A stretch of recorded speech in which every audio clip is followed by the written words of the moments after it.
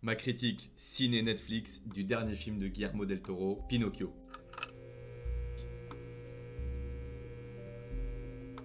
Salut les Watchers, bienvenue sur All You Can Watch, la chaîne de critique ciné, série, TV.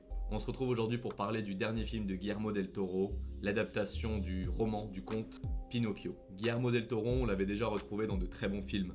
Pacific Rim, le 1, je le trouve absolument superbe. Le 2, c'est pas lui, donc forcément c'est beaucoup moins bien. Les deux Hellboy, La forme de l'eau, Le labyrinthe de Pan. Bref, Guillermo del Toro est souvent gage de qualité. Et comme à l'accoutumée, son dernier film, c'est qualitatif. C'est une réussite. Pinocchio de Guillermo del Toro, c'est une véritable invitation au voyage dans l'Italie fasciste de la première moitié du XXe siècle. À travers un film d'animation qui tombe à pic. On est dans la période de Noël, ça correspond super bien. Alors personnellement, ce petit film, je l'appelle petit parce qu'il est vraiment mignon, il est adorable, il est joli et en même temps il pose plein de questions qui sont quand même très profondes et il ne manque pas de darkness, de côté un peu sombre. Et ben je l'ai adoré, c'est une réussite. Alors pourquoi j'ai adoré Pinocchio ?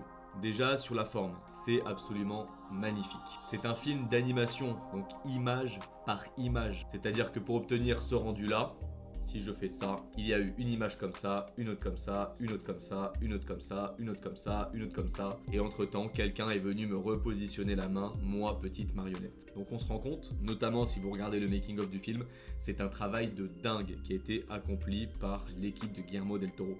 Que ce soit en termes de décor, que ce soit en termes de création de marionnettes, parce que par exemple vous avez un Pinocchio qui fait 1 cm de haut, comme vous en avez un qui en fait quasiment 2 mètres. C'est un travail colossal qui a été accompli et le rendu est magnifique. Pour citer Guillermo del Toro, il disait, ce qu'il voulait retranscrire dans ce film, c'est la nature matérielle d'un film d'animation. Bah oui, on sait parfaitement que ce sont des marionnettes, et pourtant, on est attaché à elles, on verra, ça c'est sur le fond, mais sur la forme, on est conquis parce qu'on a un véritable film en face de nous en fait. Et puis on a une utilisation aussi très forte dans le film du fond vert, du CGI, des effets spéciaux, ce qui crée un espèce de contraste entre les marionnettes, le matériel du film on va dire, et le CGI, le faux, l'effet spécial, et ce contraste il est extrêmement réussi. Ça donne des scènes qui sont pour le coup magnifiques. Très important sur la forme, surtout pour un film d'animation, les voix off, et notamment la musique. Pour les voix off par exemple, pour les plus connus, on retrouvera Christopher Waltz, donc James Bond, ou encore son film phare Django Unchained. On retrouve également avec brio Ewan McGregor, Star Wars, Le Moulin Rouge notamment. Finn Wolfhard, qu'on a découvert dans Stranger Things. Ron Perlman, par exemple, qui a joué le rôle de Hellboy dans les premiers Hellboy, le 1 et le 2, qui ont été réalisés par son ami Guillermo del Toro. David Bradley, qu'on retrouvait dans Game of Thrones, ou encore dans Harry Potter. Et enfin, pour les plus connus, Cate Blanchett. Typiquement, Cate Blanchett, c'est Galadriel pour moi. Et ça sera toujours Galadriel. Mais les vrais acteurs de ce film-là, si les marionnettes bénéficient de voix d'animation qui sont splendides, les vrais acteurs, ce sont les animateurs, ceux qui ont fait bouger les marionnettes au quotidien durant des heures et des heures dans le film. Et c'est ce qui donne ce rendu sur la forme absolument incroyable. On a des jeux de lumière très beaux, que ce soit la lune, le soleil, une torche aussi, l'animation du feu lorsqu'il est présent sur une torche, la nuit, le jour, c'est splendide. Petite parenthèse par exemple, il y a un plan qui a pris 3 mois à être réalisé. Image par image, seconde par seconde. Sur le fond, c'est également un très très bon film. Pourquoi ? Eh bien, on s'y attache comme à de vraies personnes. Et donc en fait, on a en face de nous des personnages, des marionnettes, qui ne sont pas vivants, mais qui prennent vie grâce à tout le travail qui a été placé dans ce film, et c'est ce qui le rend absolument merveilleux, magique. On a la figure du bien, on a la figure du mal, on a la figure qui oscille un petit peu entre les deux. On a également, comme je l'ai dit, des réflexions sur la mort, la vie, l'immortalité plutôt que la mortalité. Et à ce moment-là, ça m'a fait penser un petit peu à cette réflexion dans l'Iliade et l'Odyssée d'Homère, lorsque, même dans le film d'ailleurs 3, lorsque Achille évoque la jalousie qu'éprouvent les dieux envers les hommes, parce que nous sommes mortels, et que tout a beaucoup plus de sens, tout a beaucoup plus de valeur quand eux sont immortels, et que finalement les choses qui ne prennent pas fin, eh bien ne se savourent finalement pas. Comme je vous l'ai dit, il y a les voix off qui sont très marquantes, mais il y a aussi les expressions. Et on a parmi tout ce lot de personnages, certains qui se dégagent avec un brio incroyable.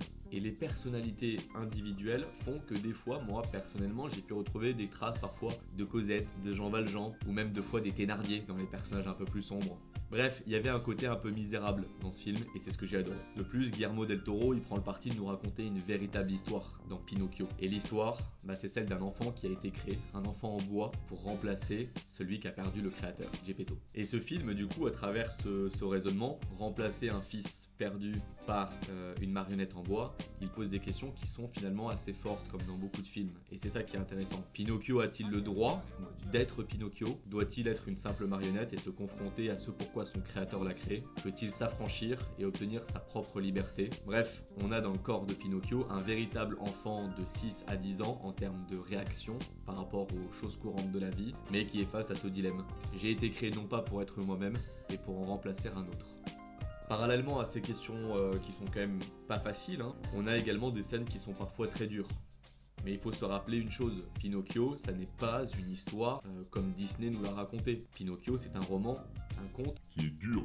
Et celui qui l'a écrit au 19e siècle, Carlo Collodi, c'est quelqu'un qui traduisait beaucoup de romans de Grimm, typiquement, ou même de Charles Perrault. Quand vous lisez Le Petit Poucet ou Barbe Bleue, Disney, on en est loin. On en est très loin. Bref, tout ça pour dire quoi? On a un film qui est profond, qui aborde des questions qui sont vraiment intéressantes, avec des personnages auxquels on s'attache très facilement, mais qui pour autant s'affranchit de l'image un petit peu Disney avec laquelle on a grandi, une image Disney qui fausse un petit peu le roman originel. Donc le fond comme la forme, j'ai été ébloui. Il y a quelques manques, on va en parler très rapidement parce que je trouve très peu de défauts à redire sur ce film. Typiquement, il y a un personnage secondaire, peut-être ça vous fera la même sensation. Moi j'aurais aimé qu'il soit un petit peu plus creusé, plus mis en avant. La magie du film également, elle a eu du mal à m'être communiquée dès le début. C'est-à-dire que j'ai dû rentrer un peu lentement dans le film, c'est-à-dire qu'au bout d'une demi-heure, 3/4 d'heure, j'étais vraiment dedans. Mais c'est un petit peu, je pense, l'effet voulu de Guillermo del Toro qui a résonné à travers ce film via une magie progressive, j'ai envie de dire. Elle vient avec le temps. De même, et là c'est mon petit côté un petit peu fanat histoire qui va parler, mais j'aurais aimé une vision un petit peu plus sombre de ce qu'est l'Italie fasciste de la première moitié du XXe siècle. Il y a quelques moments très forts qui montrent ce que c'est, qui montrent aussi toute l'imbécilité que revêt la guerre en général, mais de temps à autre, on a face à nous une caricature de ce qu'est le fascisme. Moi, j'aurais aimé être un petit peu plus projeté dans la première moitié du XXe siècle et m'y croire un petit peu plus. C'est une critique finalement assez courte que je fais de ce film parce que pour moi, il faut le voir et c'est très difficile d'expliquer ce qu'on a ressenti en le regardant parce qu'il est absolument magnifique. Je ne dirais pas qu'il m'a bouleversé, je ne dirais pas non plus qu'il ne m'a pas fait pleurer ou alors verser une petite larme parce que ça a été le cas, mais je dirais que c'est un film qui est tout simplement beau. Il va au-delà du joli film, c'est un beau film, voire un très beau film. Donc comme d'habitude, merci à tous ceux qui sont restés jusqu'à cette partie-là de la vidéo. N'hésitez pas à mettre en commentaire votre avis, moi je suis toujours fanat pour échanger avec les gens, que ce soit sur le cinéma, les séries, la télévision, bref, tout ce qui se regarde, All You Can Watch, vous l'avez compris, ça veut dire quelque chose. Maintenant, on va passer un peu à la partie spoil, dénouement du film, qui va également être très courte. Mais c'est pourquoi, ceux qui n'ont pas encore vu le film, je vous invite à couper la vidéo et on se retrouve plus tard, je l'espère, dans les commentaires. Alors Pinocchio, il devient maître de son propre destin. Il brise symboliquement le sablier du temps qui représentait son immortalité. Il y a cette scène fantastique à la fin du film, la toute fin du film, où il enterre tous ses amis, tous ceux qui l'ont accompagné durant cette aventure. C'est à ce moment-là que j'ai versé une petite larme. C'était absolument magnifique. Il y a une chronologie qui est très courte et en même temps on voit que le temps passe et on voit ses amis disparaître un à un, avec notamment le premier d'entre eux, son meilleur ami, son papa. Et donc du coup, contrairement à l'œuvre littéraire, il ne devient pas un enfant comme les autres. Il ne se réveille pas comme un enfant. Il reste avant tout une petite marionnette de bois, mais dont la conscience et la mortalité font que c'est un enfant comme les autres.